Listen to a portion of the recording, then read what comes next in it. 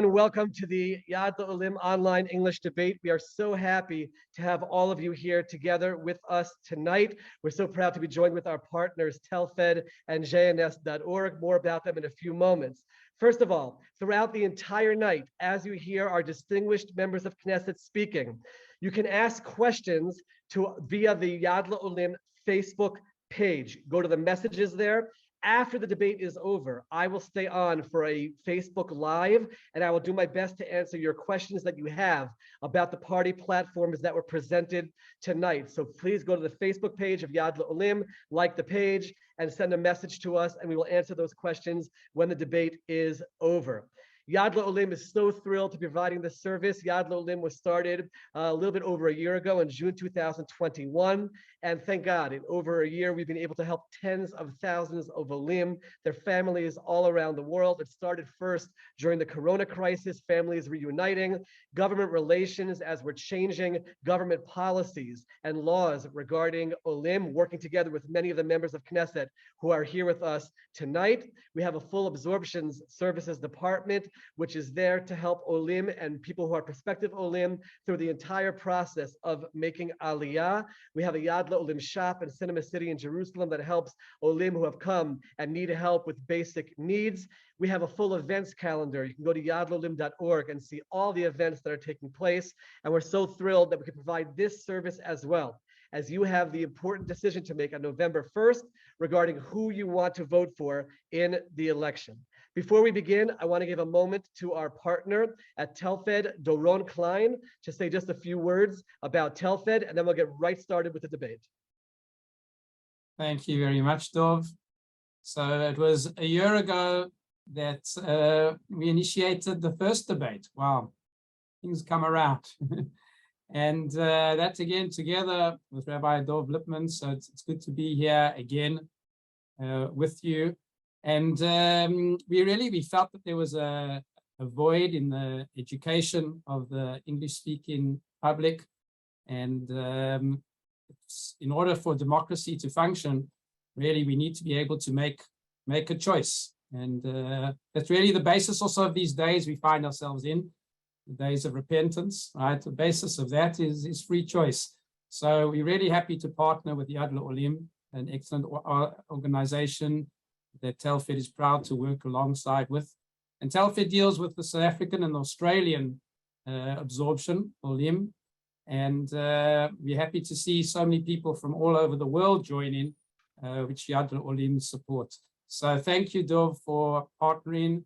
It's great once again for us to be able to provide the service, to provide the English-speaking Olim with the choice and understanding that they need to make the correct choice on election day.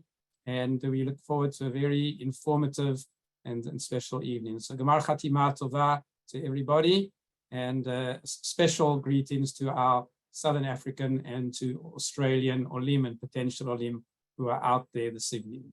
Toda rabah. Thank you so much, Doron.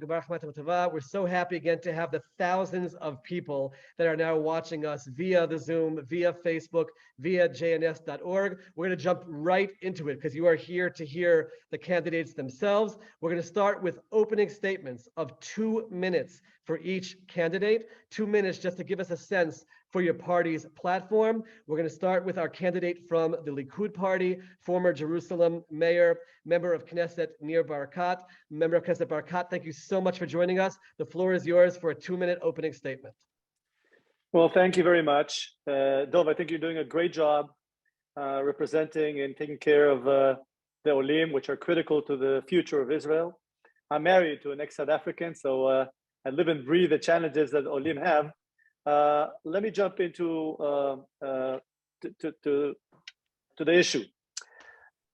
Israel is going through one of the worst political turmoil it ever had. 3 years of instability, especially in the last year. We see huge change in a spike in cost of living. We see a degradation in the security, the internal security of the country. The Jewish and Israeli pride is being hurt tremendously.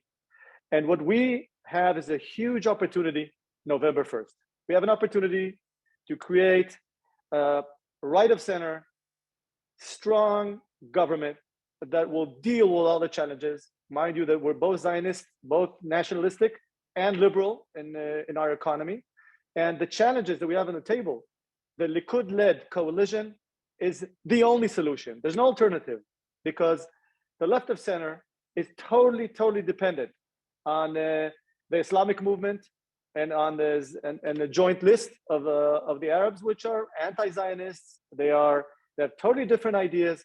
There is no real alternative for a bright future for Israel. So in my opening statements, I call on all the people that care about the Jewish state, a Jewish democratic state, to vote for the Likud and to help us create a strong, viable 4-year government that could deal with all the real challenges. There's no alternative. Thank you so much, Member Knesset Barkat, and thank you for keeping to the time as well. That'll be key to the success for this evening. For the next opening statement, 2 minutes, Member of Knesset Merav Ben-Ari from the Yesh Atid party. The floor is yours.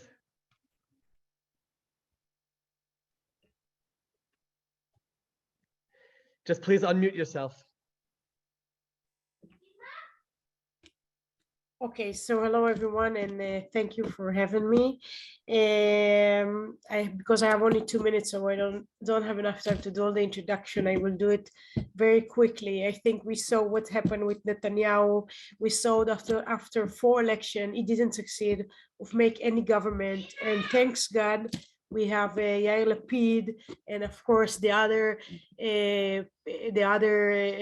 parties that help us to bring to the Israeli public a new government. Unfortunately, for 1 year, it only succeeded because we had a lot of problem with the small parties, especially with the member of the coalition who didn't understand the role.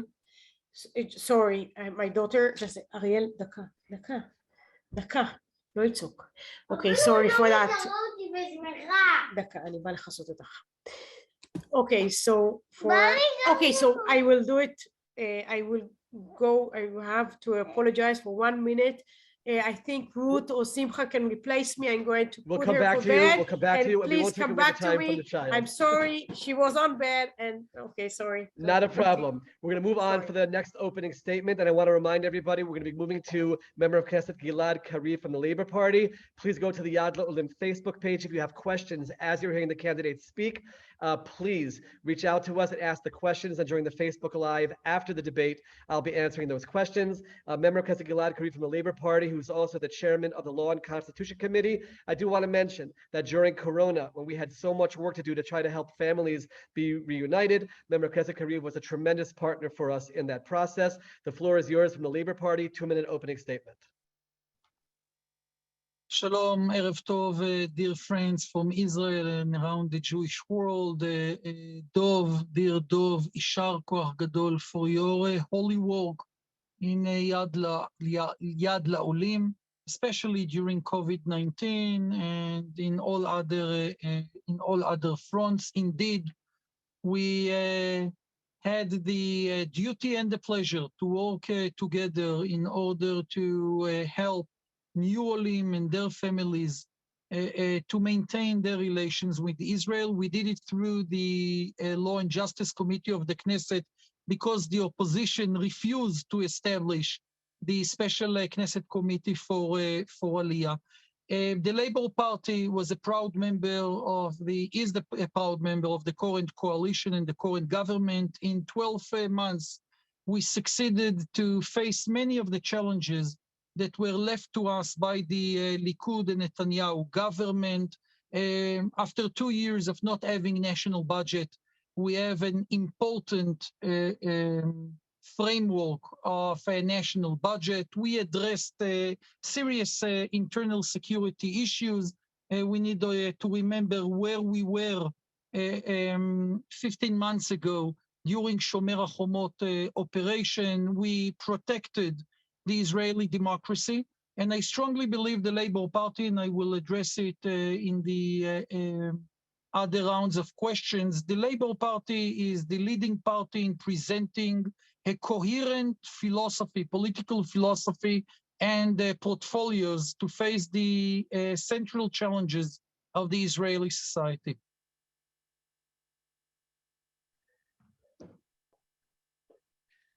Thank you so much for that quick, to-the-point opening statement. Let's move on to the Religious Zionist Party and member of Knesset, Simcha Rothman, who also was very active in that committee and helped the Olim tremendously, especially during Corona. Member of Knesset, Rothman, if please, your 2-minute opening statement. Religious Zionist Party. Thank you very much. First, I think that I want to thank Yad L'Olim and everyone who was involved in having this debate. I think that the Olim and the English-speaking community in Israel has a very unique role in the state of Israel, and it needs to be addressed also by the different parties, and I'm happy to take part in it. I think that for the past, for many years, we could have criticized the right-wing government, and we had all the reasons to do it, from the right and from the Jewish identity aspect. But we saw what happened in the last year and a half, and actually we see what's happening today. As we speak, shootings are all over Judea and Samaria. We safety in the streets where this government took us back many years to the past, to the unpleasant past of the state of Israel. We see what's happening with the Jewish identity of the state, and we see that the attack on the Jewish identity of the state of Israel is not coming because there is a need to change a certain aspect, and there is always a need for a change. It comes to cover on the failures on for the government for any other aspect. So that's why we see ministers that failed the public transportation reform that needed, made it very expensive to everyone, now suddenly talks about public transportation on Shabbat. You can't have public transportation on Friday, but with God's help, we'll have it for Shabbat, right? So we have to change the system in Israel. We have to change the government in Israel so we can push forward for a more Jewish and more democratic, it will be the same, state of Israel. Thank you so much. Member of Knesset, Ruth Wasserman-Lande from the National Unity Party. 2 minutes, the floor is yours for an opening statement. So good evening, everyone, and thank you so much, Rabbi Lippman. It's an honor always to speak in any platform that you moderate. I myself am an Ola from South Africa, as you can probably hear from my accent. I made Aliyah when I was 17 on my own from Cape Town, and am very fond, therefore, of the Olim, the audience, the target audience, understand and breathe and live the challenges since my late teenagehood. I was very active on the internal security affairs. I beg to differ from my colleague Simcha. I feel that this has been neglected prior to the last year, and therefore we face a very detrimental situation for the internal stability of the country. I was very involved in international affairs as well as social cohesion within the country. And of course, the very important and strategic relationship between Israel and the Jewish diaspora, something that I think has also unfortunately been neglected prior, or at least needs to be taken care of much more significantly. I feel that the National Unity Party, led by Benny Gantz, is really the only platform currently able to not include the marginal parties, either to the left or the right. And that was the problem and the downfall of the last coalition government, unfortunately, and be able to create a really stable political platform, really the only candidate that can possibly attract the ultra-Orthodox parties, provided that Netanyahu will not get the 61 majority, and he's not getting it on the polls currently. And therefore, I propose that this platform, the National Unity Party, will be taken seriously as the platform to bring truly stability to the internal political arena. Thank you. Thank you so much. We're going to circle back to member of Knesset, Merav Ben-Ari. I assume that her daughter got whatever she needed, and we look forward to hearing the opening statement about Yesh Atid. Okay, thank you. And sorry, we are all mothers, so I'm sorry for that. Anyway, as I said before, I think that Netanyahu had the opportunity, but he didn't succeed. And that's why Yair Lapid is a prime minister now. And before with Naftali Bennett, we succeed to have 1 year of government. And unfortunately, I don't see Netanyahu have a government again. So in my point of view, of course, we have to do a lot of work, the part of our coalition, and to bring an Israeli government and a good government. I was a member of the, okay, so she will be part, boy, okay, as boy. So she will be part of the discussion and then she will go to sleep, boy, if she wants to sleep. Anyway, I was a chairman for Homeland Security, and I heard Nir Barkat speak about, okay, I heard Nir Barkat speak about the situation with the Arab society, and and I just want to inform everyone that the situation, I heard also Ruth Wasserman-Lande spoke about it, that the situation with the Arab people, I think was neglected for about 12 or 15 years. And we had a lot of job to do during the last year just to fix all the neglect that we have during the last year. And I know that we have a lot of work to do, and we will do it. And of course, I had Gilad Kariv speak about how the Likud block the committee of the Aliyah committee. And unfortunately, in the situation so complicated, of course, with Ukraine and Russia, we try everything to open this committee, but they didn't agree. And of course, I'm getting forgotten. Sorry for that. And thank you. We'll come back. We'll have plenty of questions about the platform as well, and your daughter is welcome to join us.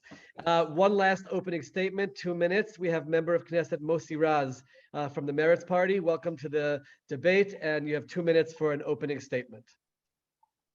Hi, good evening. Sorry that I'm in my car. I just met high school students in the Negev. I represent Meretz. Meretz is the left party of Israel. What is left? Left is justice. Left is Ve'ahavta le'ra'acha kamocha. Left is equality to all the citizens of Israel without any differentiation between them, men and women, Jews and Arabs, LGTB straights, all of them. Left is our struggle for peace, for two-state solution. Left is freedom, freedom of expression, freedom of religion, freedom of demonstration. All that is very important in Israel. We hope to be part of the next government of Israel with the Prime Minister Yair Lapid. We think that this government in the last month is doing pretty well comparing to previous governments, and we hope to be part of the next government. Thank you. Thank you so much to everybody for the opening statements. We're now ready to move to specific questions. We received questions from so many English-speaking voters, and we really were able to narrow them down to the 4 primary questions that we'll be asking tonight. I do want to again remind everyone that if you have questions that you would like me to answer for you to try to shed light on everything that you're hearing, please go to the Yad L'Olim Facebook page, and right after we finish the debate, I'll be there to answer those questions in a Facebook Live. Question number 1. For tonight, I'm going to go through each member of Knesset. Each one is given 1 minute to answer this question, which is not a lot of time to answer complicated, difficult questions. Question number 1 is, what is your party's plan to address the Israeli-Palestinian conflict? What is your party's plan to address that conflict? We're going to start with the National Unity Party, member of Knesset, Ruth Wasserman-Lande. The floor is yours for 1 minute to try to address this question and really pinpoint what your party's plan is to deal with this conflict. You know, I studied debating at school, but 1 minute to address the Israeli-Palestinian conflict is quite a challenge. I'll try.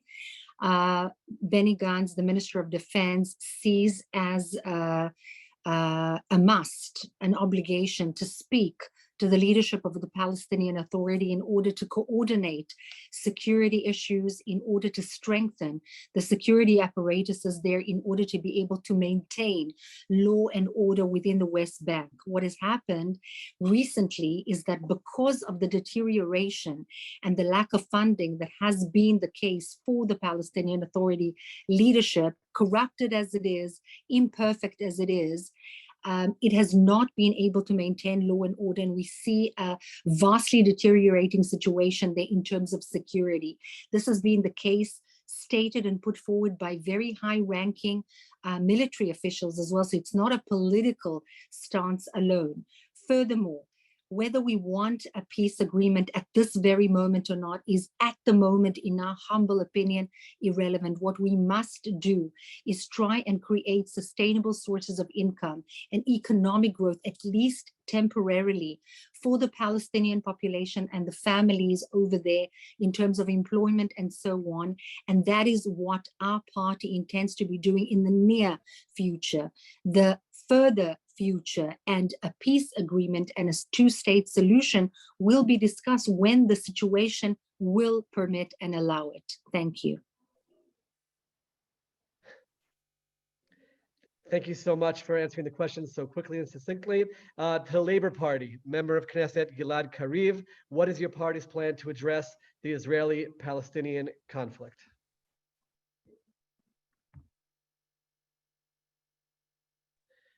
Please unmute yourself, member Knesset Kariv. Yeah, sorry for that. I started by saying that here we need to expect the different parties clear answers.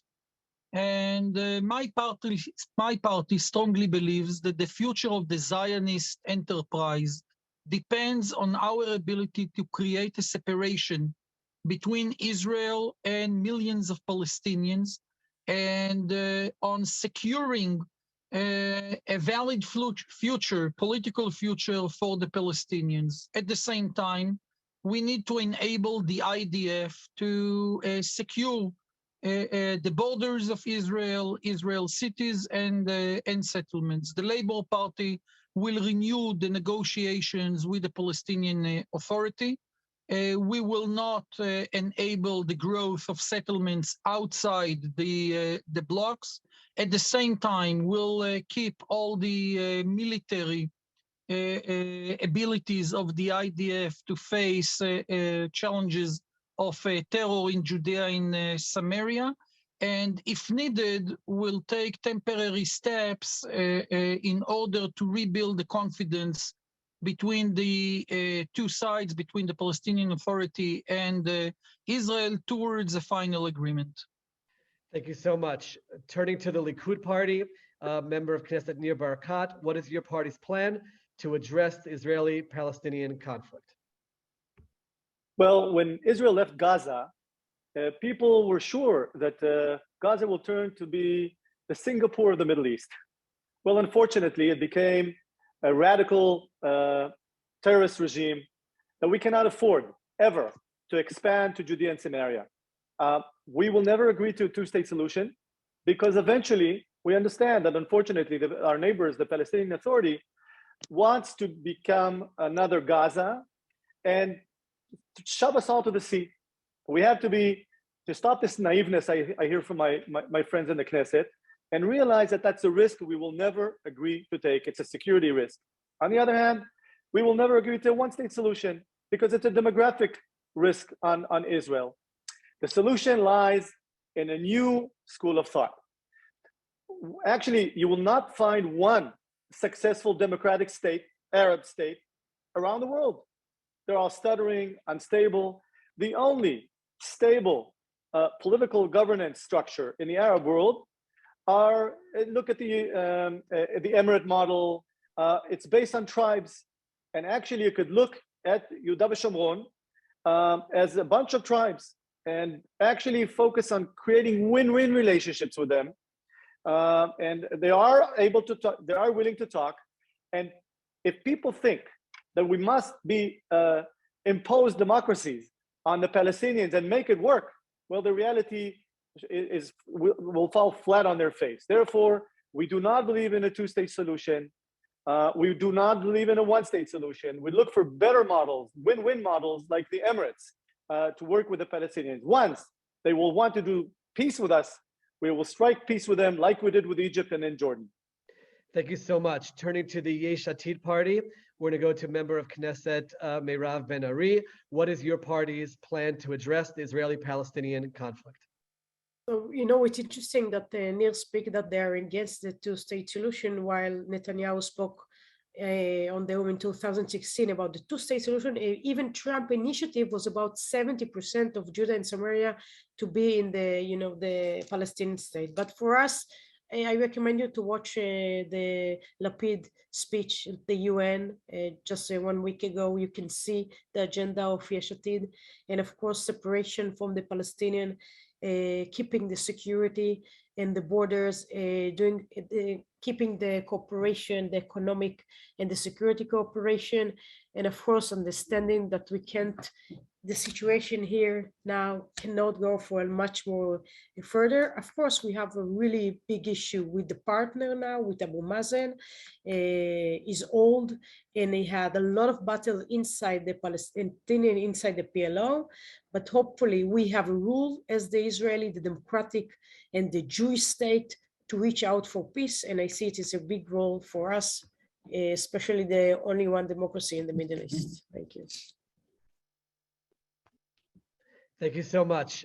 Turning to the Meretz party, member of Knesset Mossi Raz, what is your party's plan to address the Israeli-Palestinian conflict?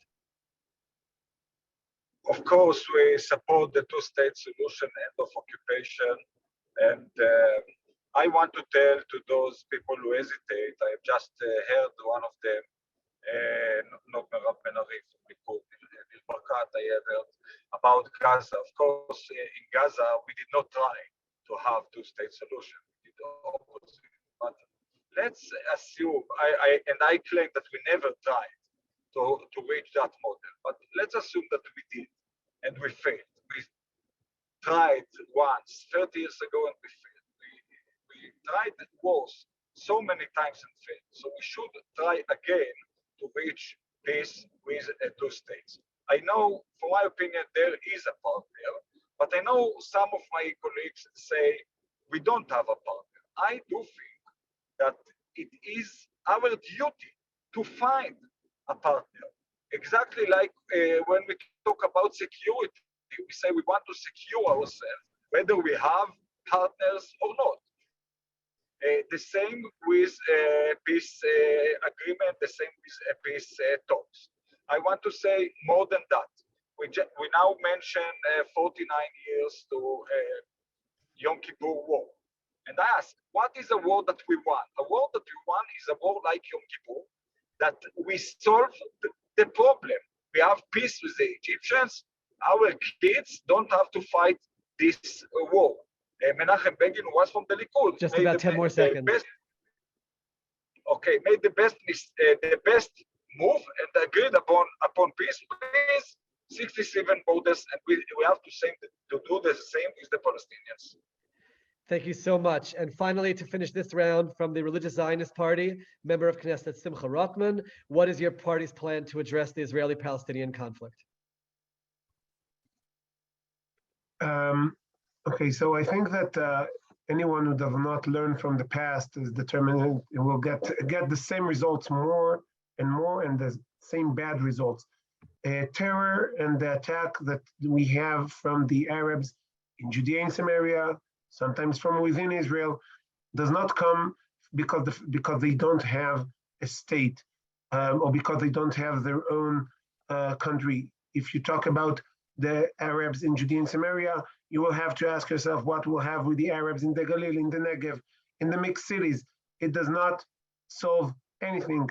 Two-state solution, it's not two, it's not states, and it's not solution. It's not two because we already talk about at least three. We have Gaza, we have Judea and Samaria, and we have the state of Israel. It's not states because everywhere the state of Israel does not control in the Middle East becomes a failed state, and terror comes from there, and it's not a solution because we see no solution there.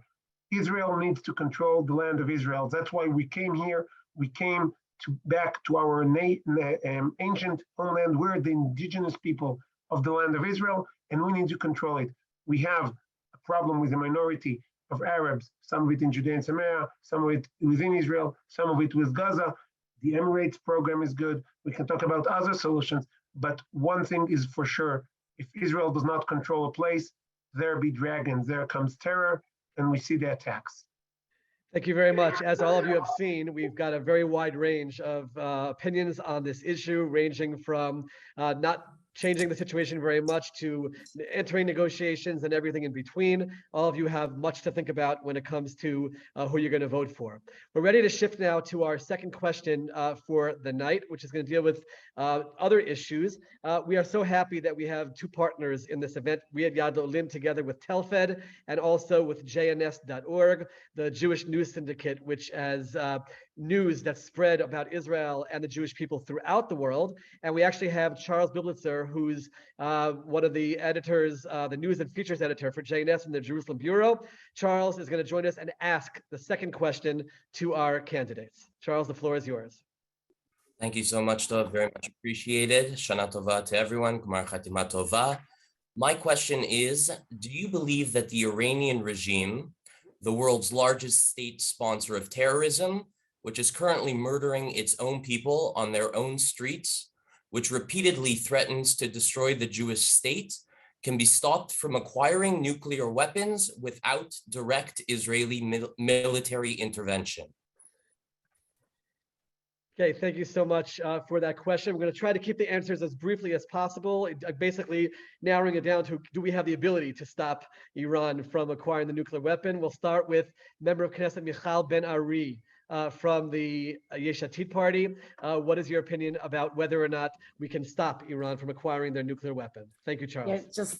Yeah, thank you for the question. Just Merav Ben-Ari, not Michal. Of course, there were two daughters of Shaul the king, but I'm Merav. Anyway, I think that the situation with Iran cannot be fixed by Israel by herself. Of course, it's only with the cooperation with our best ally, with the US. And this is what Yair Lapid as prime minister did. Now that the agreement between Iran and the other nation just postponed now. I was in the Congress, in the Senate in my first term in 2015, and I saw the damage that Netanyahu left after his speech in the Senate. We spoke with Senate and Progress that they didn't understand why interfere with the situation, the internal situation in the US. Fortunately, Yair Lapid succeeded to repair the situation now with the US, and of course with the interfering of the US, we can solve the situation. Of course, Israel by herself cannot do it by alone. We need the US, and we need the intervention here with preventing from the Iran to get the nuclear bomb. Thank you so much. Thank you so much. We're going to turn for an answer to this question also to the representative from the Likud party, member of Knesset Nir Barkat. And as briefly as possible, then we're going to move on to the economy question, actually, which we really were asked by many people about. What are your feelings? Do we have the ability to stop Iran from acquiring a nuclear weapon? We must stop Iran. Iran is a regime that wants to create a bomb in order to use it.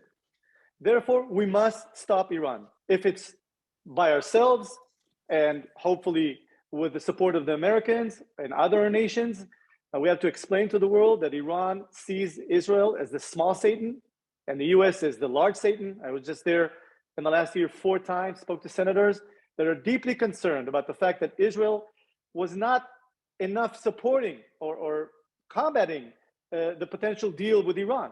I mean, you don't do a deal with somebody that wants to take you out of business. And Iran wants to eliminate Israel off the ground. We must stop them by ourselves and hopefully better with partners. And so don't be naive on this issue.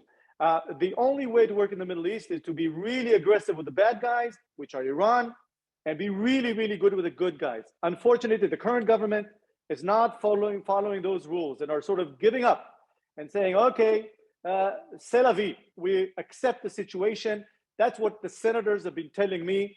and with deep concern about the potential deal signed with Iran. Thank you so much. We're going to shift gears. I want to give everybody a chance to address the economic issues and the religion and state issues and Aliyah issues. So we're going to go to the question which we were asked by so many viewers, so many voters. People are concerned about the cost of living in Israel.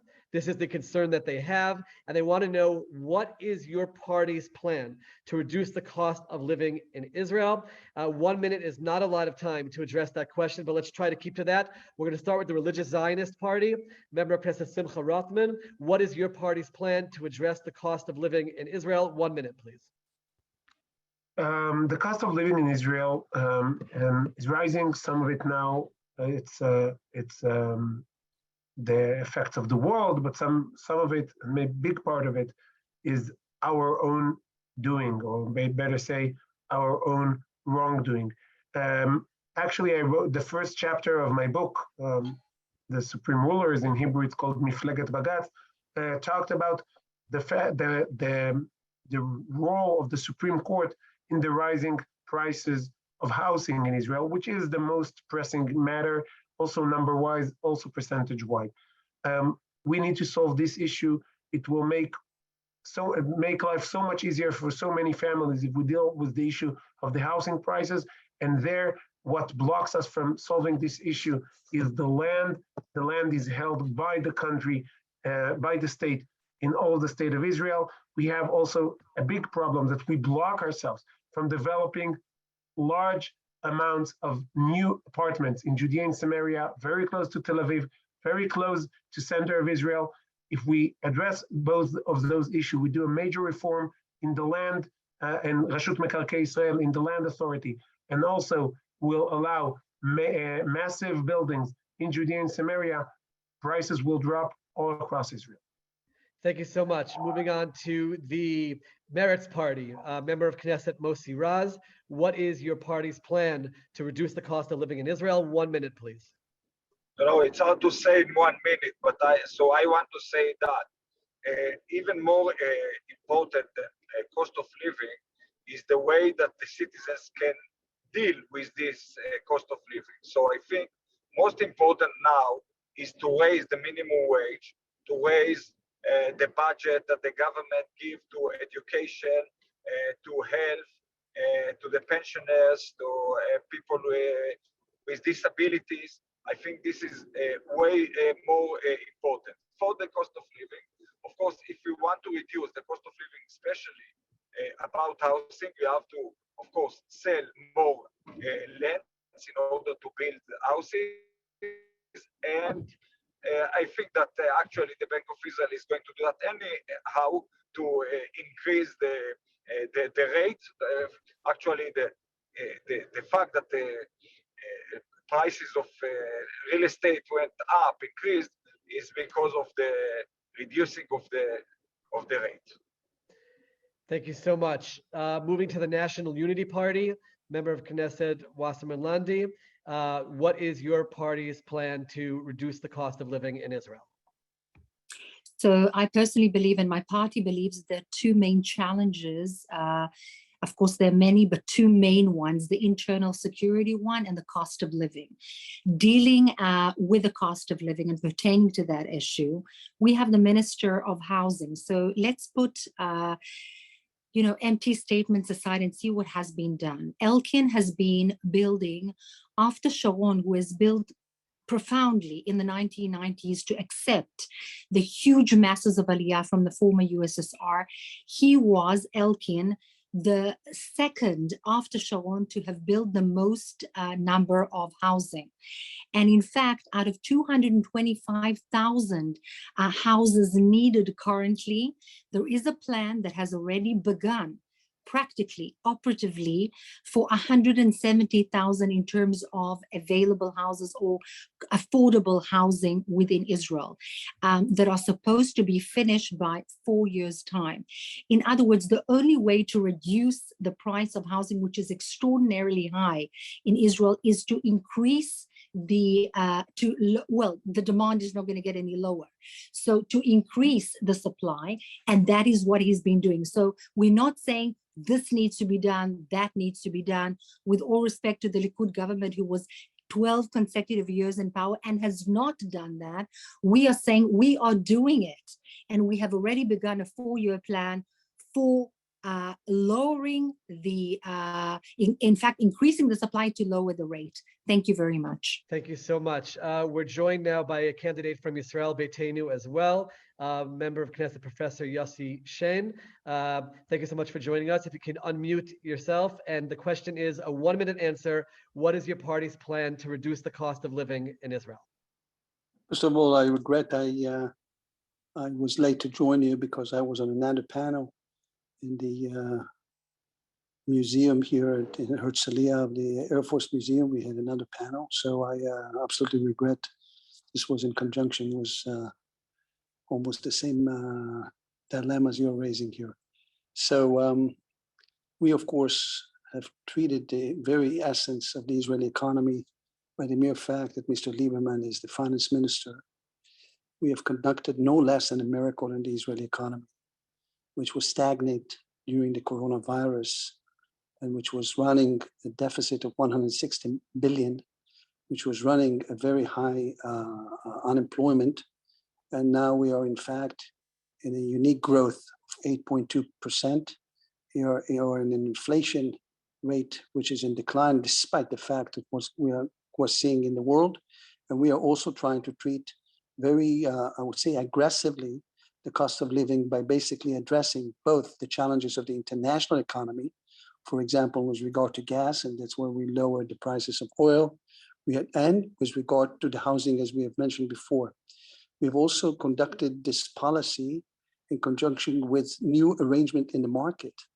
And this is very important. Keep in mind that we have just finalized a very lavish and very important deal with the teachers, whereby we have raised the cost or the salaries of teachers in a remarkable fashion by 33%, plus other reform that we are conducting. We are also opening up right now for the first time. Just about 10 more seconds. Lots of issues that are related to monopolies in the market. We've just received a stellar review, if you saw Mr. Strassler's article, about the first time that someone really had the guts to treat these issues. So we are attacking it in it's a full-pronged assault on these issues.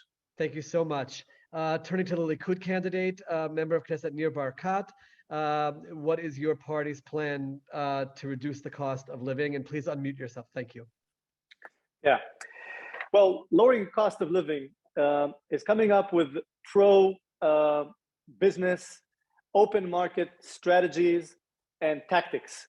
And unfortunately, what we saw in the last year is increase of taxes, increases of costs in the businesses, which in turn, the citizens of Israel pay the price, because our businesses have to keep their profitability, and everything goes on our residents. You have to come up with a deep understanding of how the global markets work and dramatically reduce the cost of for the businesses, decrease the cost of oil, and that is only been done because the current government was forced to do that. We have to dramatically be pro-business, and that is that's exactly the opposite of what's happening in the current government. The second point is with the land authorities, which is the biggest monopoly in Israel. You have to take it apart and take, especially in the Galil Golan, in the Negev, in Yehuda v'Shomron, there's huge amount of opportunities for low cost of land that in turn, once you sort of flood the market with a lot of free land, low cost of land, that will dramatically develop opportunities for young couples to live in the Golan, in the Galil, in the Negev, in the Arava, in Yehuda v'Shomron, which is something that we also need dramatically for the security of Israel. Thank you so much. To the Labor Party candidate, member of Knesset Gilad Kariv, what is your party's plan to reduce the cost of living in Israel? 1 minute, please. So this is actually the main flag of the Labour Party, and I must say that I enjoy the fact that other parties are adopting parts of our platform. For example, former Prime Minister Netanyahu is suddenly talking about public education from birth to the age of 3. He had 12 years to do it and done nothing in that regard. But we celebrate the fact that suddenly he is adopting our platform. Look, friends, when we're talking about cost of living, we need not only to address the cost of products in the supermarkets, we need to address two other very important issues. One is the free income in the pockets of Israelis, and the second is the cost of public services. We need to enlarge the free income of Israelis. Mossi, my friend, addressed the issue of minimum wage. We need to talk about increasing the payments of the National Security Institute. We need to talk about reforming the taxation system, which is not fair for too many Israelis. Then we need to talk about the big elephant in the room. The law forces the government to give free education, but young families are paying fortune for sending their kids to public schools. We are paying fortune for public health services, although there is a national health system here in Israel. So we need to go back to the fundamental concept of free education, of good public health services, and only then we need to address the issue of why there is a small group of tycoons that received from the Likud parties the ability to become monopolies in the Israeli market. Thank you so much. And finally, for this round, member of Knesset, Merav Ben-Ari from the Yesh Atid party. What is Yesh Atid's plan to lower the cost of living? So it's great that I'm speaking in the end because I couldn't agree more with my friends from the coalition. We in the last year we had really important reforms, but also starting of housing.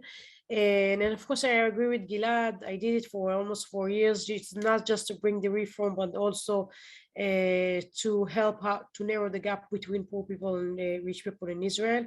And of course, I have also to say about what Nir Barkat said. The only 2 taxes that were high in this coalition was about disposable dishes and about sweet drinks because of the problem of the obesity that we have, and you know it very well. This is the only 2 taxes that this government raised. All the other taxes we fight for, not that the food was supposed to rise, and we fight it, and we didn't. Also the electricity. It's not just bring reform, but if you want to help to narrow the gap between poor people and rich people, you have to help them. This is only not by bringing the reform, but also helping in their economy. Thank you so much. So we've dealt with security issues, we've dealt with economy. Want to remind everybody, if you have questions that you want to ask that I can answer to help clarify for you about the various platforms, you can go to the Yad L'Olim Facebook page and continue sending messages as we're getting from people for questions for me to answer in a Facebook Live after we finish the debate. We're moving on to religion and state. We had a lot of questions about this issue as well. Really to keep it to the 1 minute because it's not about an elaborate plan. The question that we have for all the candidates is, what is your party's platform regarding religion and state issues? Do you want the status quo to remain on religion and state, or do you want to see changes, and in what areas, very briefly, you want to see changes in religion and state? We're going to start with Meretz, member of Knesset Mossi Raz. Just 1 minute about religion and state, please. We want to separate the religion from the state. Right now, from the minute we were born, we were forced to be Jewish or Muslim or Christian or whatever, and then we are forced to the laws regarding to that, and we want to separate that. We want to have the fact that if I want, I can marry with my colleague and friend Gilad in a reform or a conservative marriage, or even a secular marriage. Of course, LGBT, men and women. We want to secure freedom from religion and for religion freedom too. We want to make sure that people can use public transportation every day, including Saturday. We want Of course, we should help communities, all religion communities, all the kind of Thank you so much. I see that we're having trouble with the internet, so we're going to move on to the next answer. We're going to go to the Israel Beiteinu candidate, member of Knesset, Professor Yossi Shain. What is your party's platform regarding religion and state? Just 1 minute, straight to the point, please. Are you addressing me now? Yes, please. Israel Beiteinu, as you very well know, this is a flagship issue of religion and state. We are the party that really espouse the most liberal agenda and the most open Jewish agenda in the country, and what it means by that. We think that Israel, first of all, should uphold and respect the law of return, and really this is the key for the Israeli state. It's based on the fact that every Jew, wherever he or she may be, is entitled to come to Israel, not as now we see Mr. Smotrich trying to amend it. It will be an halachic version of that. Second, we think that in the state of Israel, we are living in a condition whereby a very large portion of the population, which is growing the fastest in the state of Israel, is not engaged with Zionism and is not engaged with the state, with the workforce, and of course with the military service. We think that in order for the Israeli state to remain vibrant, to remain viable, we need to incorporate the Haredi community in the state. We emphasize that in order also to embellish the workforce and to embellish the Israeli economy, we must stress what we call the core studies in school. We cannot accept that 30% of the kids who this year enroll in first grade schools will not be able to have basic math, computer science, or English. We think it's essential for all of this. Fourth, but not least, we also think that we should enlarge the very variations of marriages. We cannot impose one strict and sometimes I would say a completely outdated notion of marriage and lifestyle. And this is a key factor in making the Israeli state a democratic, modern, and Jewish state. Thank you so much. Moving to the Likud party, member of Knesset near Barkat. What is your party's platform, very briefly, regarding religion and state? Status quo, or should there be changes? So Israel is a Jewish democratic state, the only one in the world. Jewish democratic, and naturally it puts many challenges on the table.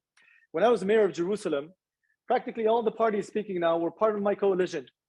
And the challenge was to accept status quo. Status quo, my interpretation of status quo, is that we will never bridge the different ideologies that we heard right now, but for the benefit of living together in Israel and in Yerushalayim, we must create social compromise, understand that we will never be able to get everything we want.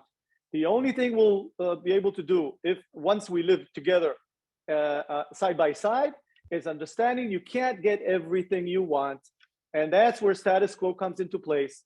I'm a big believer in status quo. We have to get to things in agreement and with understanding. And if we don't agree on everything, we have to create those compromises in status quo. That's the only way we could live together in harmony. Thank you so much. Moving to the Religious Zionist Party, member of Knesset Simcha Rothman. What is your party's plan or statement regarding religion and state? Status quo or changes?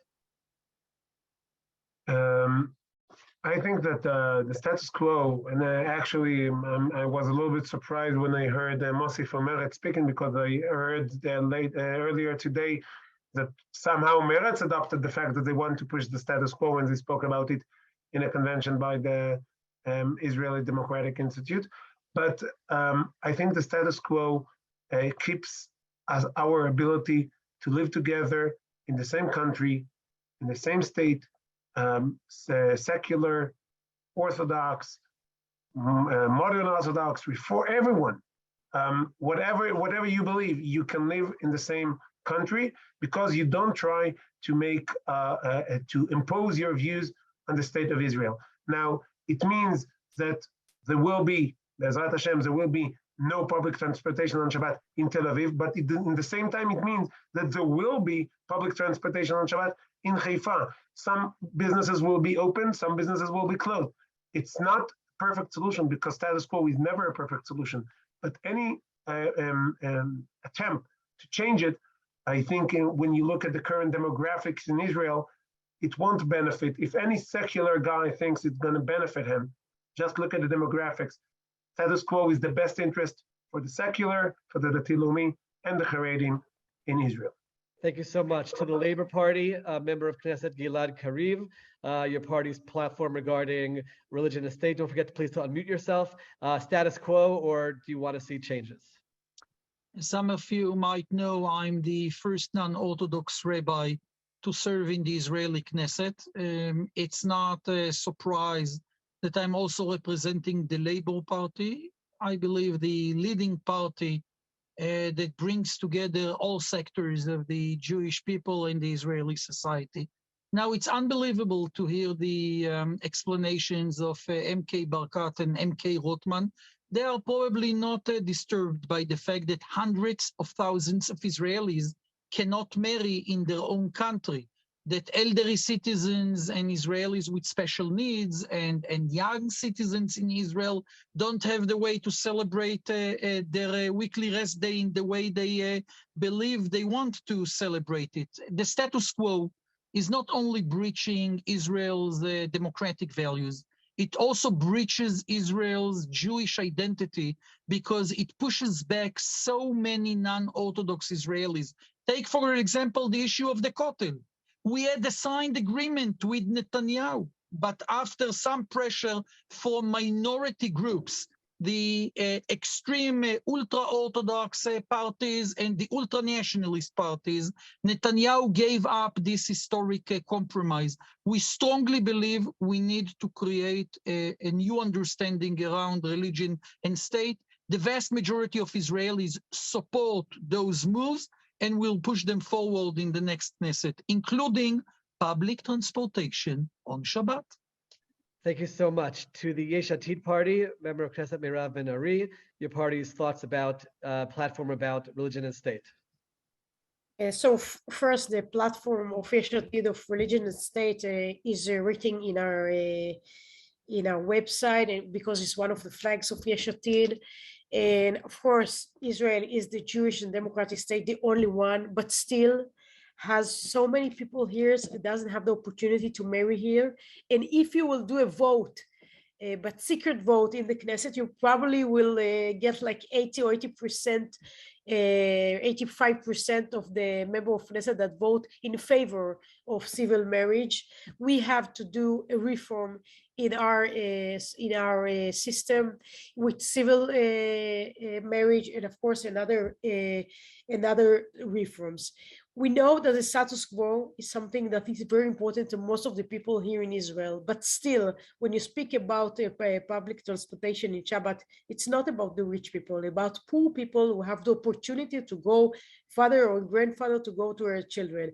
And Nir Barkat, Simcha Rothman speak about Haifa. I want to remind him that Tel Aviv has also Jaffa here, and they also have public transportation. So it's like half city like that and half city like that. So it's almost, it's almost happened here. Just give the mayor opportunity, the mayor for every city in Israel, the opportunity to decide if you want or doesn't want. This is about democracy. We are trying to have democracy here in Israel. Really Thank you so much. The last answer for this question about religion and state, we go to the National Unity Party, member of Knesset Ruth Wasserman-Lande. Your party's platform, very briefly, about religion and state. So our party is represented by very pluralistic and diverse representation of people who tend to the Jewish religion. They vary from Orthodox to modern Orthodox to conservative and so on. And we feel that this can live in one place together. We believe in inclusive Judaism.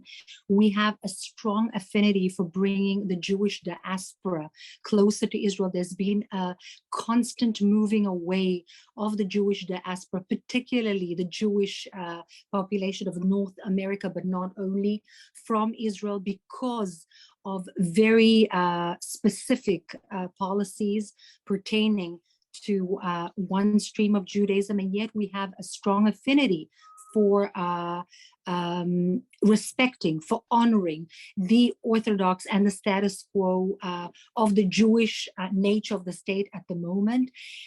We also reach our hand to the ultra-Orthodox. We believe that it's important. We know that there's a complexity in the Jewish and democratic nature of the country. This is the inherent difficulty and complexity of Israel, and yet we feel that we represent that complexity in and within our own party. We have to solve this issue. This is our Jewish peoplehood in essence, and this is the representation of the mosaic thereof. Very important to have both. Thank you so much. We're now moving to our fourth question, and then everyone who's watching, just stay tuned because we're going to actually have members of Knesset asking questions to each other. We're getting to that in just a few moments, so stay with us. The last question, though, is very close to the hearts of everyone here at Yad L'Olim. We deal with horrific obstacles and hurdles that Olim and prospective Olim have to deal with.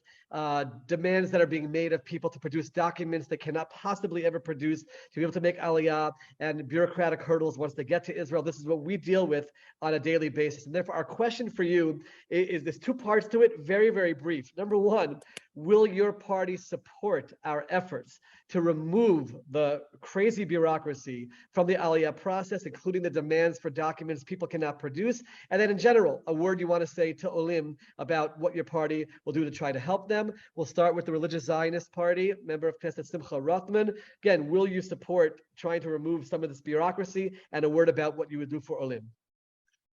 Okay, so first, of course, yes, and I think that bureaucracy and it's outrageous because when you dig down into the details of the bureaucracy, you sometimes discover that 100% Jew from all directions, father, mother, grandmother, grandfather from the US goes through crazy demands of documents. When someone that goes through the grandchild clause from former Soviet Union country, and he's not Jewish halachically, and he's not talking about wanting to become Jewish in any other way in Israel, it's just Zakai Shvut, it's just eligible to make aliyah, basically zero documents being demanded from him. So and that's the reason why through Chok HaShvut, more people that are non-Jews are coming to Israel than Jews. And that's due to the bureaucracy. And I try to solve it both on case by case. And as you remember, I'm trying to get a more broader solutions, especially we had it through the corona. But anyway, we need to change the system. I think the first step for a solution will have to remove the grandson clause and then focus the aliyah effort in actually bringing Jews that wants to make aliyah to Israel, and not people that want to come. They're great people, but they come here not because they're Jewish or because it's the Jewish state, but because it's a better place to be, it's a better place to work, not the reason that Chok HaShvut exists. Thank you so much. Member of Knesset from the Labor Party, member of Knesset Gilad Kariv. We'd like to ask your feelings about removing the bureaucracy and helping the Olim and the Aliyah process. If you could just unmute yourself, please. I think that, dear friends, I think that we just heard one of the most, extreme non-Zionist statements presented by my friend, member of Knesset Rothman. The suggestion to change the grandchild clause will actually remove half of the potential of Olim. It goes directly against the North American Jewish community and against the Jewish community in the former Soviet Union. Now, when we are talking about the bureaucracy, we need to remember that right-wing parties, the Likud, Beiteinu, Tzionut Datit, they are the ones that are controlling the Israeli Bureau of Immigration. They are the ones that created this bureaucracy, and they are the ones who are actually making it extremely difficult from New Olim, from former Soviet Union and from other countries to gain their rights in Israel. We need to remove the bureaucracy, but the bureaucracy includes also the shameful procedures of Berur Yahadut, of questioning people about their families generations ago. And definitely we need to remove this bureaucracy. It has to do with the Orthodox monopoly. And we need to support the new Olim with the right social measures as part of our social democratic philosophy. Thank you. Thank you so much. We'll go to the Likud party, member of Knesset near Barkat. Would your party support removing a lot of the bureaucracy from the Aliyah process, and a word about Olim in general? Well, I think that Israel has a huge opportunity to bring many Jews around the world as anti-Semitism rises all over the world and wars in Europe, in Ukraine, and in the Soviet Union. There's a huge opportunity. And I believe the best way to promote Aliyah is to have great klita, great absorption. From my experience, when I was mayor of Jerusalem, I took people like yourself, Dov, from the different French Olim, American Olim, and I actually put them to be the best advisors and help us through the bureaucracy, raise the flags that we could put aside, deal with the bureaucracies, because when people are considering doing Aliyah, the first thing they'll do, they'll contact you, Dov, and ask you, is it worthwhile coming to Israel? And if the answer would be no, they won't come. They'll go to other places. So the bureaucracy within the framework of status quo, I don't want to change the status quo for good and for bad. There's a certain status quo. There's so much that we could do to do better klita for the benefit of getting a lot of Aliyah. That's my strategy. And it worked, and there's no reason why it shouldn't work in big numbers in the future. Thank you so much. Going to the Yesh Atid party, member of Knesset Merav Ben-Ari. Will your party support removing some of the ridiculous bureaucracy from the Aliyah process, and a word about Olim in general? Of course, and as my colleague Gilad said, most of all the bureaucracy, it's now. It's something that we have for years now, and we can change it. I want to remind all my friends here that during the last session of the Knesset, the right wing tried to raise a bill that prevent Olim, the third generation of Olim, to have the opportunity of Chok Shvut, and we prevent, and this bill we didn't vote, of course. This is what we are fighting here, how the democratic and Jewish state will be, if you will be in favor of Olim. I want to remind you all, just today, Yair Lapid, the Prime Minister, and Pina Tamano-Shata just vote in a discussion of 90 million shekel helping the Olim from Russia and Ukraine to come to Israel. We are trying to do our best to help you to come here, less bureaucracy, but unfortunately we are dealing with so many forms and details that we saw in the last year, and the war in between Russia and Ukraine had an opportunity to prevent, and we succeed. So why not doing for other countries, for South America, for Australia and South Africa? We can do it. We had the opportunity and we succeed, and it's not a problem to do it to the other states. We don't need a word. We don't need a word to do it, Just help you guys to come. Going to the Israel Beiteinu party, to member of Knesset, Professor Yossi Shain. Will your party support removing a lot of the bureaucracy from Aliyah, and a word about Olim in general? This is the core issue of our party, the identity of our party.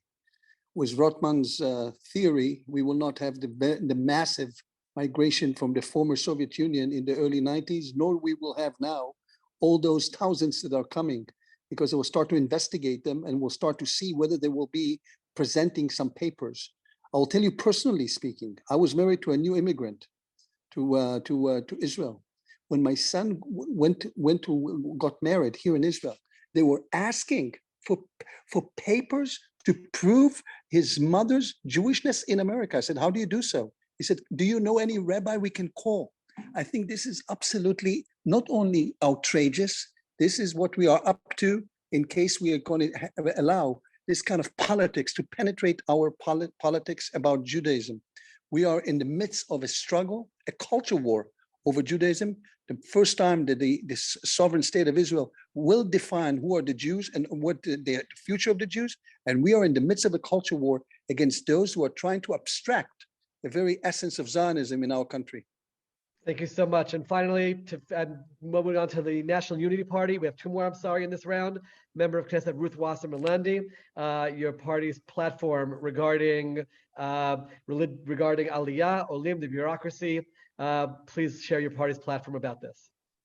So there are two aspects that allow me to really speak from my stomach about this issue. One is Amen Olah, as I had said earlier, and two, Pnina Tamano-Shata is the Minister of Absorption. So we have a few years back to look back at on, and 90,000 Olim and their absorption to check. It's not perfect, but a lot has been done in terms of language training and particularly employment opportunities. There's a newfound program that has been almost set in place regarding providing employment opportunities that are suitable to Olim. I know this is a big issue for South Africans who want to make Aliyah, just like myself, and this is something that I strongly support. Also, the Aliyah Committee needs to be reinforced and reenacted in the Knesset, and of course, the Diaspora Affairs Ministry needs to be active, strong, and bring together the issues pertaining to the Jewish peoplehood. Again, we are not separated, Israel and the Jewish diaspora, and this is something that needs to be strengthened, and I will say this another 100 times if necessary. Thank you. Thank you so much. And the last answer for this question to member of Knesset Mossi Raz from the Meretz party, a word about removing bureaucracy from Aliyah and Olim in general. Yes, so first, like everyone, I say yes, of course, we want to help you. And the word about Aliyah, I want to thank all of you for coming. Welcome. We need you. You help us, and we should help you. Thank you. Thank you so much. And now we're ready for the part that I think that many people have really been looking forward to, which is the members of Knesset interacting with each other. I do want to mention, I am happy to hear that all the members of Knesset support efforts to try to make the Aliyah process easier. We look forward at Yad L'Olim in the next Knesset to working with all of you, with all of the parties, towards trying to help with the bureaucratic process of Aliyah and to help Olim with their absorption once they arrive in Israel. So we're very thankful to hear what all of you have said about this. We're ready now to move to members of Knesset asking each other questions. Just so everyone who's watching knows, the members of Knesset don't know that people are asking them these questions. So this is going to be a little bit of a surprise for each one of them. We do want to again ask that the questions and the answers be as brief as possible. And if we have to have a little bit of a back and forth, we will. The first member of Knesset who will be asking question is from the Labor Party. So we'd like to bring member of Knesset Gilad Kariv on. You can tell us who you're asking your question to and what the question is. Well, I'm asking my colleague MK Nir Barkat. I heard his last response in regard to the question about the rights of Olim. Now, I understand Rothman's philosophy, the ultra-nationalist Orthodox Party. I understand it, but I think that we all deserve a clear question from Netanyahu's party. Do you support removing the grandchild clause from the law of return, or are you committed to keep the law of return as it is today? What is the formal position of Likud? We didn't hear a clear answer in that regard. Maintain status quo. And that's the formal position of Likud, not changing the law of return. I'm glad to the best of my knowledge. That's to the best of my knowledge that we had a discussion in the party in the past, and that's a decision we took. I'm glad to hear it. I'm happy you're glad. Everyone see how cordial we can be and get along with each other and talk with one another about the policies. But the truth is, this is important that we get to clarify policies and get things on record as well. Thank you so much for that question and answer. To the Yesh Atid party, to member of Knesset Merav Ben-Ari, this is your opportunity to ask your question to another member of Knesset. Please make sure to unmute yourself and you can tell us who you're asking the question to and what the question is. So in the beginning, I wanted to ask Mossi something, but can I change now because I want to ask another one? Just tell us who it is so we can be prepared. Okay, for so it. I want to ask Simcha Rothman. Okay, so Then if I you bring really Simcha want- Rothman on, please, from the Yeah. Religious Zionist Party, Denise. Thank you. I want to really understand what can you, as a member of Knesset, very high member of Knesset, what are you planning for the Olim? And did you ever did something for this community? Maybe you are, just want to know. Thank you. Thank you. Thank you very much for the question. So first, as I said, I think that focusing the energy of the state of Israel on klita, on absorption of Olim, especially from the US, from France, for the people that the Chok HaShvut actually was enacted to begin with, to help them, I think just by that we'll do a lot, but I'm not just talking at the high level, I'm also an on the ground work. I pushed forward the legislation, and I worked, by the way, with your with your party member, Meir Cohen, about Social Security, the double Social Securities that Olim pays, especially Olim from the US, as it prevents them. Many people are. I know this rule very so well. it's a legislation I pushed forward in this Knesset. It's a private legislation I pushed forward, and I worked with Bituach Leumi. I hope we'll continue that in the next Knesset. It was a nice cooperation of many parties that I led. Also, again, for Olim, many issues concerning the ability to come. That's something that we did a lot with, by the way, with Gilad Kariv. I think that working with Olim makes unity in the Knesset, many of it thanks to Yad L'Olim, to Dov Lipman, but also to the fact that it's a very important issue to begin with Gilad Kariv on helping Olim. People are in the process of making Aliyah, come to Israel. It was a large portion of the work during Corona. And other issues that prevent Olim from being in Israel and staying in Israel. As coming from an Aliyah family myself, I know the people that went from US back and forth because they found it very hard to stay here. Let me keep you both on because I believe that member of Knesset Rothman wants to ask a question to member of Knesset Ben-Ari. So the floor is yours. Okay, thank you. I actually wanted to ask you about the next proposed coalition. I really hope you have the chance to do it, but that's the proposed coalition Yesh Atid talks about.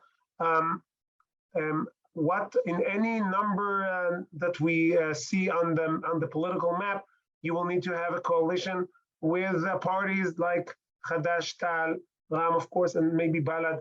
When your head of party was asked about having a coalition with the joint Arab list, he said that it's definitely a possibility, and he will talk about it after the elections. So I wanted to ask, what are your views about it, and do you think that they are a legitimate part of coalition? It's interesting that you mentioned Balad. While the voting of Balad, you ran away from the... Where were you, by the way? You were there and ran away. Where were you, by the way? I'm not going to argue about it because Okay, when you are leading an agenda against one party all over the last year and you didn't vote to dismiss, you have real problem to explain to your voter. But I'm not going to argue. I'm not going to argue with you because my daughter is sleeping, and I'm not going to argue. It was a big fadicha, as we said in Israel. But this is the situation. My question. This is the situation, and you will need to explain it. And I will ask you in another panel. Don't worry. How do you run away from the room? No problem. And now, to my my question: in the last polls, you had 39 and we had 37. You don't have a government and we don't have a government, but okay, last year in June we heard the same voices. You don't have a government and we built a government. Yes, it was hard. It was tough. It's not easy to be with Jewish and Arabs in the same government, but we have a dream and we wanted to help these people, the public of Israel, to get out of the situation of 4 times Netanyahu didn't succeed to bring government. Merav, I know you as a brave, No, I didn't finish. The question was yes or no. Are the legitimate partners in the coalition? Yes or no question. Although you are a man, you won't decided for me how to answer my questions. Yeah. Okay. So please, I want to make sure everyone that Yesh Atid will cooperate with Zionist or with democratic parties, and also Simcha Rothman and his fighting coalition without women, without LGBT, without democratic, I don't know, whatever they are planning to. You can make sure that the Olim has to be Orthodox if they want to come to Israel.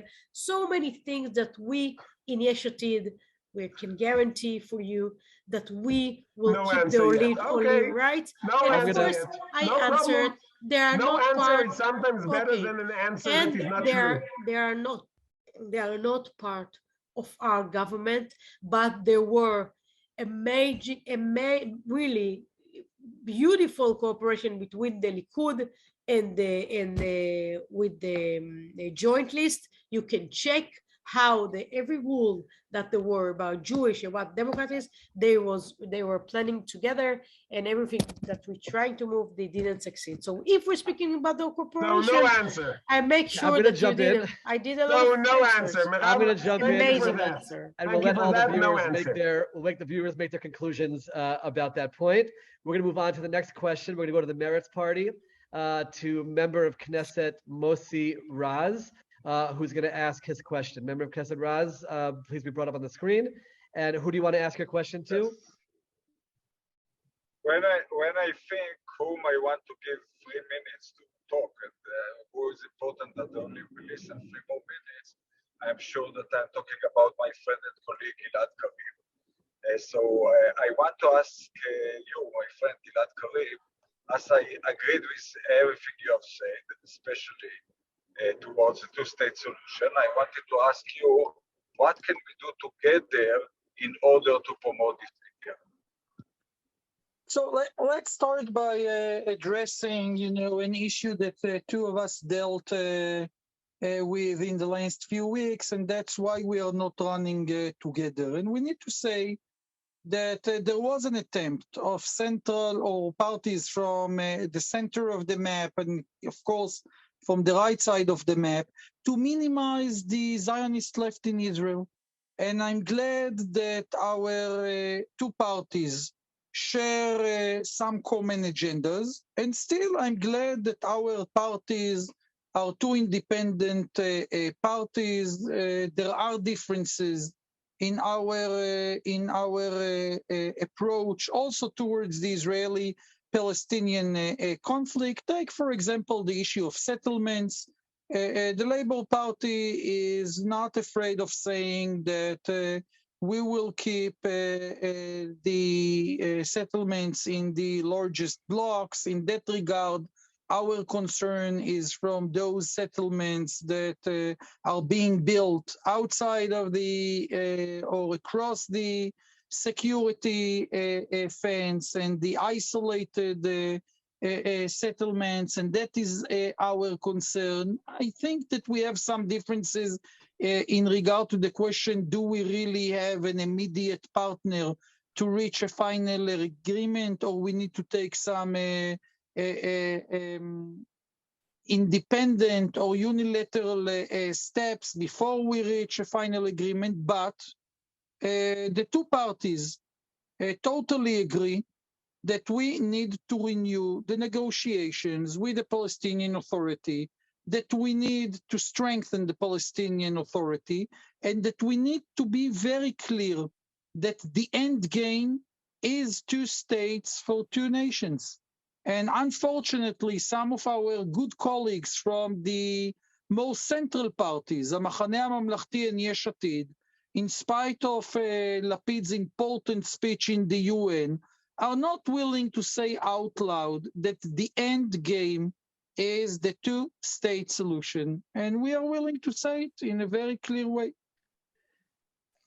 Thank you so much for that question, that answer. We're going to go to the National Unity Party, to member of Knesset Ruth Wasserman-Lande, to bring her on to be able to ask her question to another member of Knesset. Member of Knesset Lande, what is who you're asking your question to? So thank you, Rabbi Lipman. I'd like to ask member of Knesset Nir Barkat,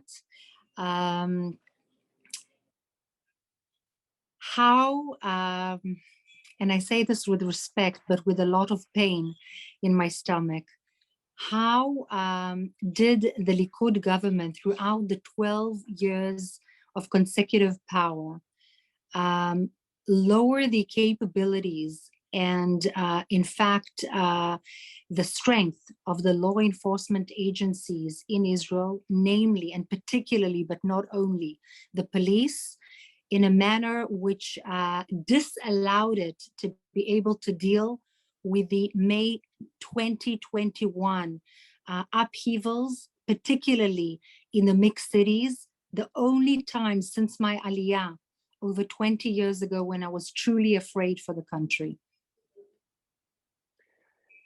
Well, I can tell you that when I was mayor of Jerusalem, we went through challenges.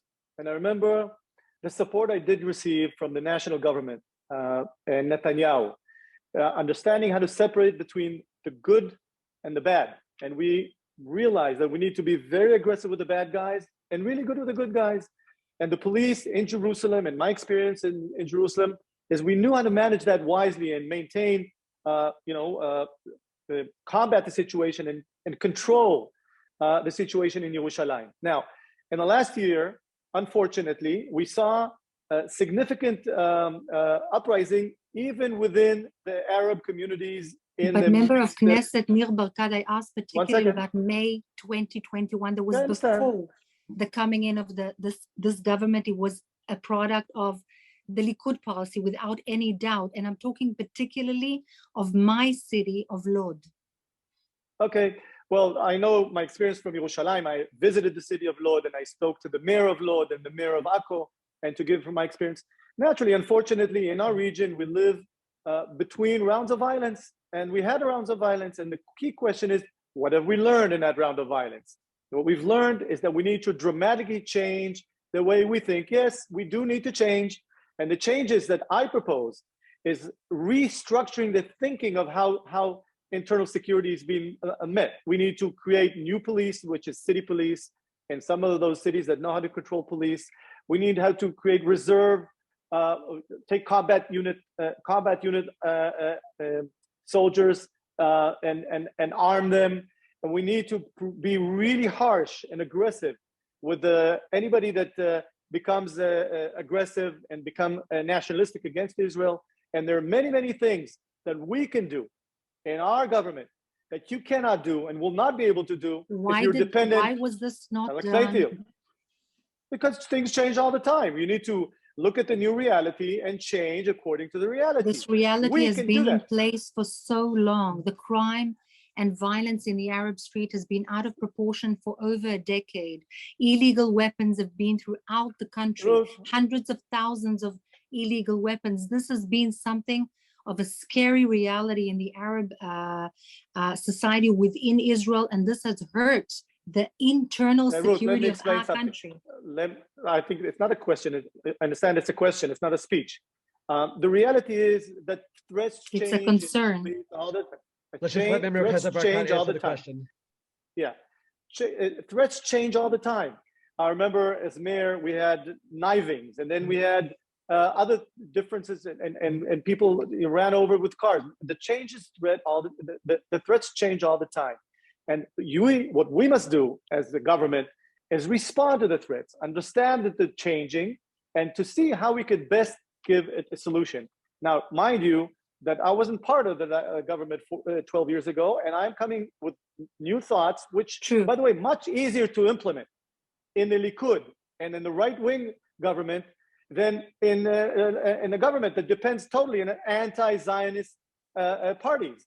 And the question I have to you is, and to Merav, is how do you folks rely on anti-Zionist parties that believe in Arab nationalistic, they don't believe in LGBTQ rights, that are far away from you and what we're thinking together, and you prefer to disqualify the Likud, to disqualify personal disqualification of Netanyahu, and you folks are willing to live with people that ideologically are so different than you, that will not be able to perform the changes needed in security, and you are sticking to your disqualification strategy. This is something beyond most of Israelis' capability to understand. I'll be happy that you folks can explain that. So let's give. No, I'm just telling to Ruth that she will speak to Nir in her perfect English, and tell him about all the cooperation that they had with the anti-Zionist party. Please tell him about all the bills that we trying to. Please, you can do it perfectly. How the cooperation with the anti-Zionist and the party. disqualification of half of the country. That's something beyond my imagination. And okay, so I would just one sentence, Ruth, and please, please be sure about this. We don't disqualification half of the pupils in the population in Israel. Yes, you do. Only Netanyahu.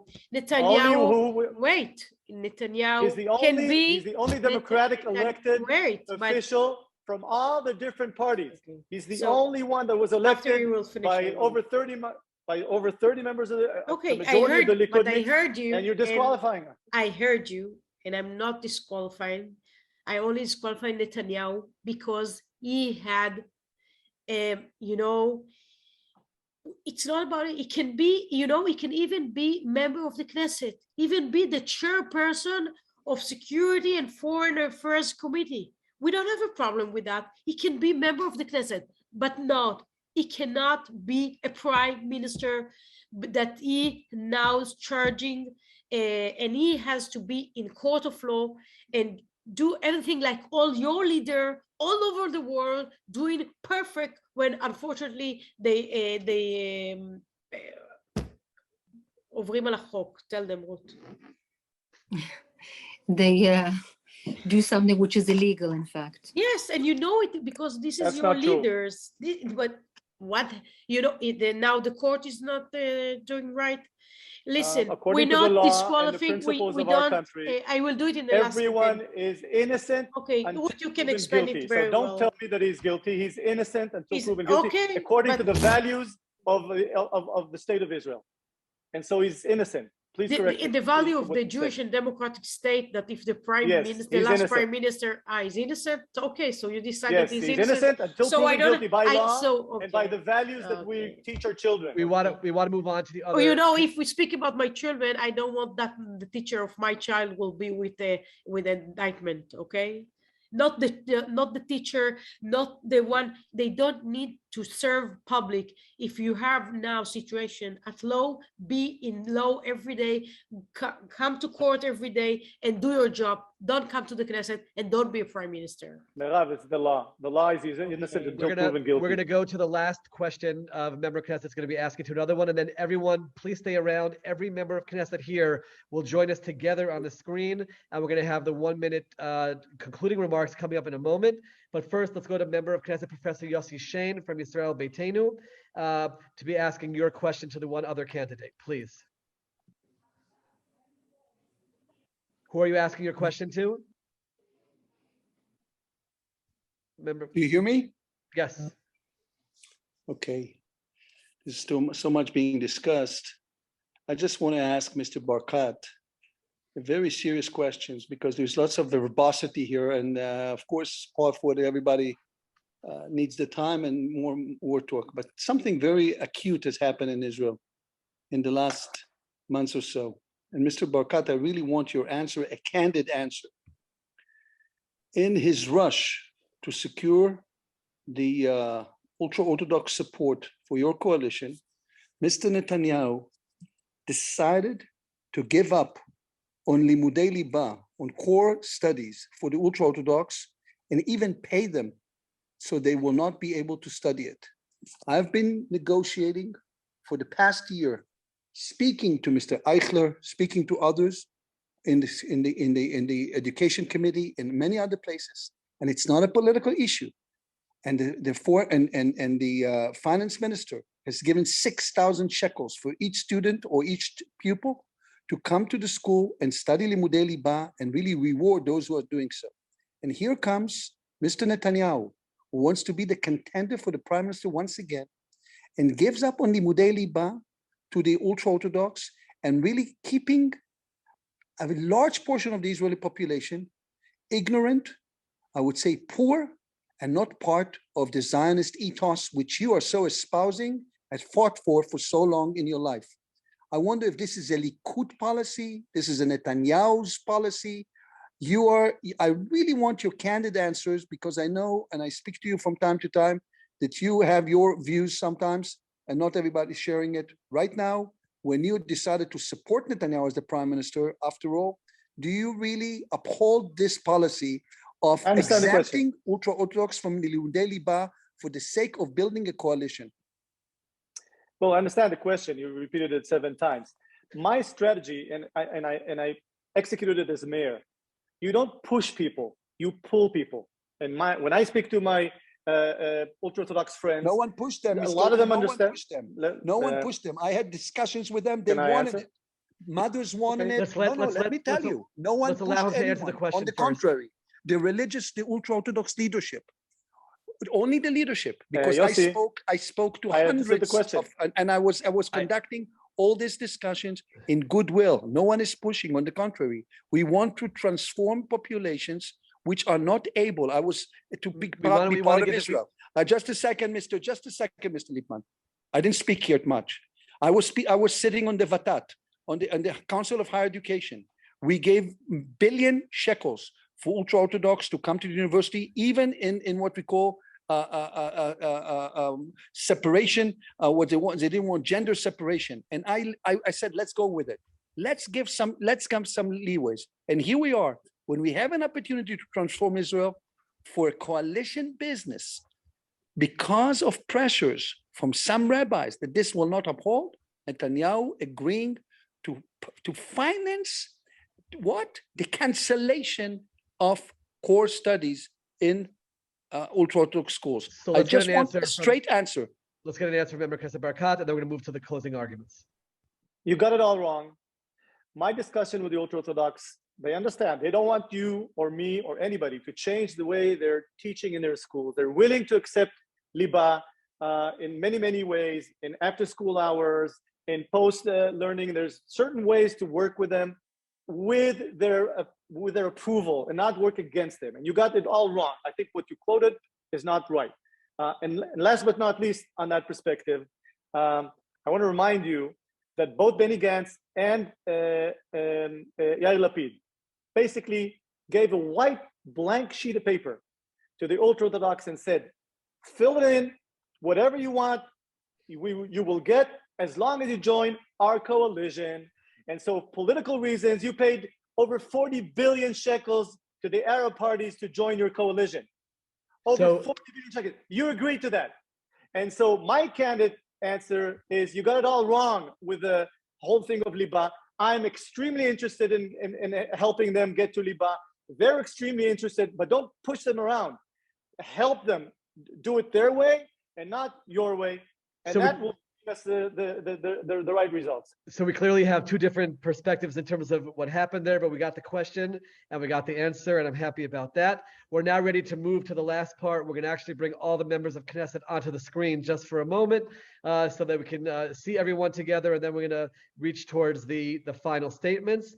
First of all, as we're doing so, I want to again thank our partners, JNS.org, that's been broadcasting this live both throughout Israel and around the world, to thousands of people that are watching us, to our partner Telfed, and thank them for all the work that they do for Olim from South Africa and from Australia. I want to remind everyone that after the debate is over, you can come to Facebook Live, to the Yesh, the Yad L'Olim Facebook page, send questions via the messages there, and you'll be able to ask us questions, and I'll stay on the Facebook Live to be able to answer those questions. If I can ask Denise in production to please bring all the members of Knesset onto the screen, please.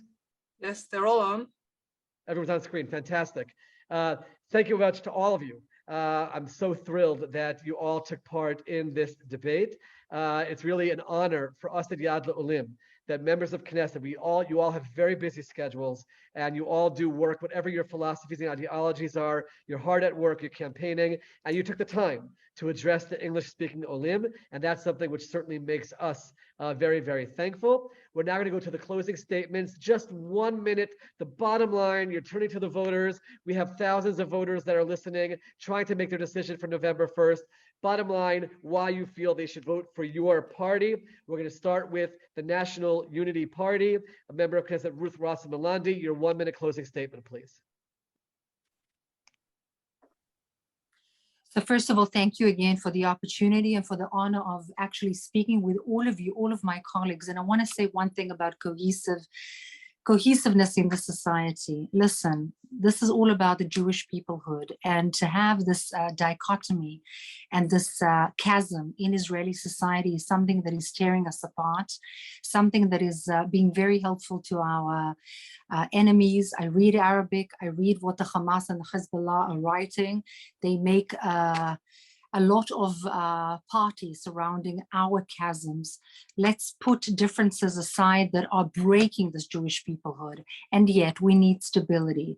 Political stability is of essence for this country, especially in lieu of what I just said, in order to make our enemies stay away and in order to deal with some issues that are very, very pertinent, like internal security issues that have been neglected, like the issue of the prices rising on everything, including food and housing. And therefore, what we need is a stable government. I believe that Benny Gantz is the only candidate that can really bring, again, provided Netanyahu does not get the 61 majority, everybody on board. It's not easy, it's complex, it's not a given, but it's possible. And this will allow for the marginal parties not to break the coalition again. That's what I propose to you, Olim. Thank you very much, and have Gmar Chatima Tova. Thank you so much. Member of Knesset Nir Barkat needs to sign off, so we're going to put him on for his closing statement, go a little bit out of the order that we had, and then we'll continue with the order that we had before. So, Member of Knesset Barkat, are you still with us for your closing statement? I am. Thank you for your consideration. I had to run. Look, I think there's an opportunity November 1st. The opportunity is to return to create a stable, Zionist, Jewish democratic state and to put it on the right track. We heard all the differences of opinions today in this panel with my friends from the Knesset that have different opinions. But we have one huge opportunity. Let's not miss it, because the alternative is dependency on non-Zionistic, unfortunately, non-Zionistic Arab parties, and relying on them will not be able to give us a stable country that focuses on how do we make a better Jewish democratic state. And I urge all the folks to focus on the real big issues and not all the little details, and take that opportunity. I'm sure that we will not regret having a stable, long-term government in Israel led by the Likud and Netanyahu. Thank you. Thank you so much. For a closing statement from Yisrael Beiteinu, Member of Knesset Professor Yossi Shain, a 1 minute closing statement, please. Look, we are in a very important juncture in Jewish history. For the first time, perhaps, in Jewish history, since the First Temple time, the majority of the Jews will soon reside in the State of Israel.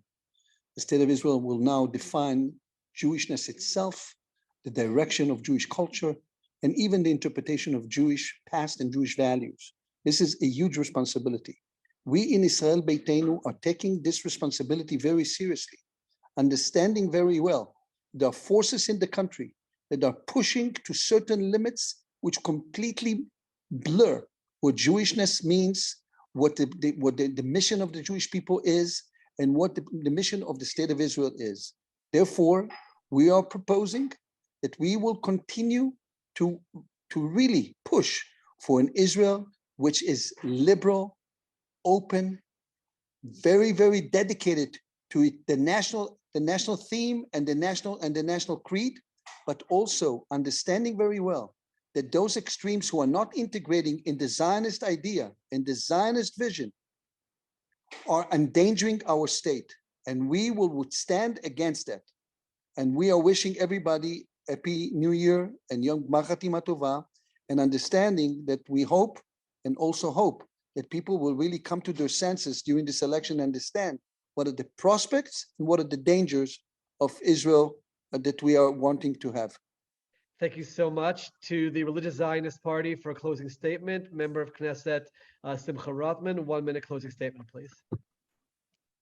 I think especially when we talk with people who chose to move to Israel, to make Aliyah, the reason, again, in ancient history, it's my family, my wife's family more recently, but the reason we all came here, it's because it is a Jewish state. We have a lot of places around the world that Jews can live quite safely, but there is only one Jewish country in the world, and we have to do our best to keep it that way. We have to make sure it will stay that way for ourselves, for our children, for our grandchildren, and for the generations to come. And there is only one party who is committed to this mission in the way the Religious Zionist Party is committed to, in all aspects of Eretz Yisrael, Am Yisrael, and Torat Yisrael in the state of Israel. Thank you so much, Member of Knesset Rothman. We're going to go to the Meretz Party, to Member of Knesset Mossi Raz for a 1 minute closing statement. The floor is yours. Hi, I think to Mossi Raz, please. Thank you. Yeah, hi, good evening. I think that the right government for Israel is now led by Lapid with big Meretz in this government. Why? Because we are the party of justice. We are the party of Ve'avta L'Racha Kamocha, of the values of the independence declaration of the state, freedom of religion, freedom of speech, freedom of movement,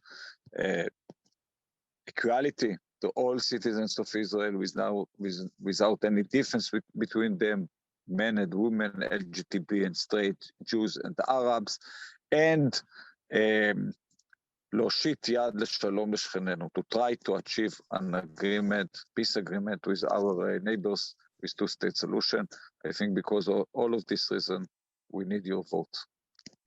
Thank you so much to Yesh Atid, to Member of Knesset Merav Ben-Ari for a 1 minute closing statement, please.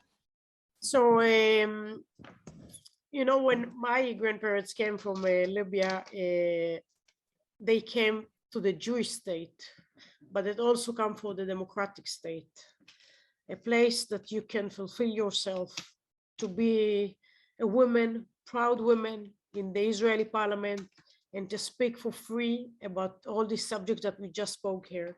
And this is what about Yesh Atid is about Jewish, is about Democrat, is about keeping the right of women that unfortunately we don't see in the other side.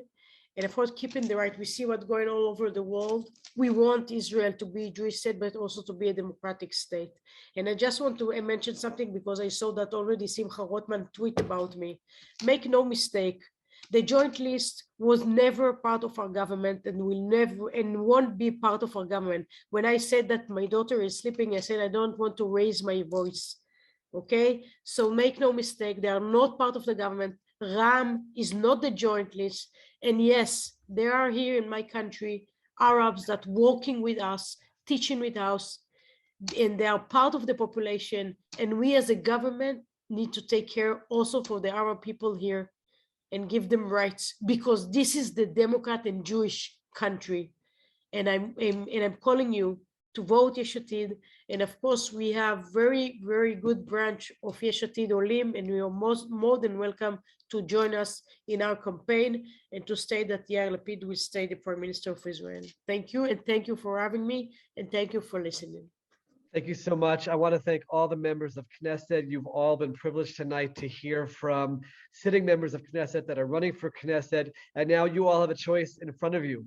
You had a presentation, and I'll just kind of put it into perspective from the right to the left, from the religious Zionist party to the Likud party to the center of the political map with Yesh Atid and National Unity, Israel-Beiteinu. We had Labor and Meretz as we move towards the left. And you've had an opportunity to hear from all the candidates.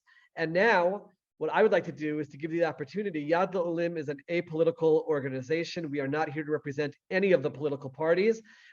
With my background, knowing all the members of Knesset and knowing the parties and knowing the platforms and hearing what everybody said tonight, you can go to the Yad L'Olim Facebook page right now. Certainly like the page and send us messages on that page, and I will be on Facebook Live, a live chat with all of you to answer the questions that you have about this debate as you try to make this important decision come November 1st. You should all just know that once this new Knesset is sworn in, we in Yad L'Olim, myself together with our Director of Government Relations, Asher Altshul, we're going to be meeting with the new members of Knesset. We're going to be talking to them about Olim issues and making sure that we can have as strong a coalition we can from all the parties to help drive and change policy, to help Olim, to help with the Aliyah process. It's a big reason why we are here at Yad L'Olim. Anybody who wants to learn more about Yad L'Olim, go to yadlolim.org. You can see all of our services there, everything that we help provide, all the events that we have coming up.